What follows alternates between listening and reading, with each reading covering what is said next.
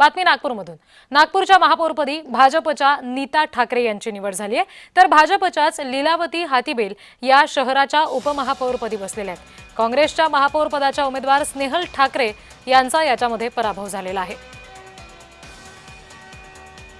प्रतिनिधी तेजस मोहतुरे आपल्याशी जोडले गेलेले आहेत, त्यांच्याकडून या संदर्भात तपशील घेऊयात। तेजस, महापौरपदी उपमहापौरपदी दोन्ही ठिकाणी महिला विराजमान झालेल्या आहेत। या पार्श्वभूमीवर नेमकं काय सगळ्या कार्यकर्त्यांमध्ये चर्चा आहेत आणि कशा पद्धतीचं वातावरण?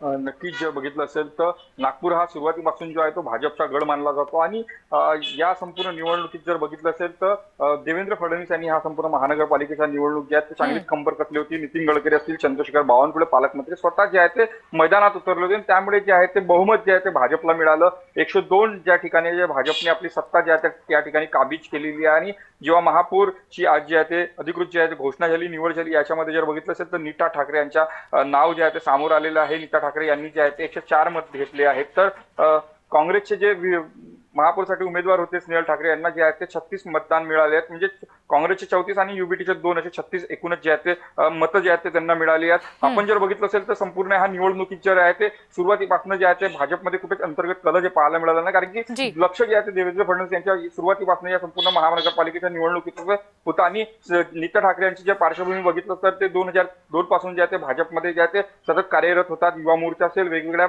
माध्यमातून ते भाजपमध्ये जे आहे ते काम केलं। या अगोदर ते 4दा ते नगरसेवक म्हणून सुद्धा ते निवडून आले, त्यामुळे त्यांना प्रशासनाचा एक चांगला अनुभव, सभागृहाचा एक चांगला अनुभव त्यांना आहे। त्यामुळे त्यांच्याकडे जे आहे ती महापौर पदाची जे मार्ग गडात पडली।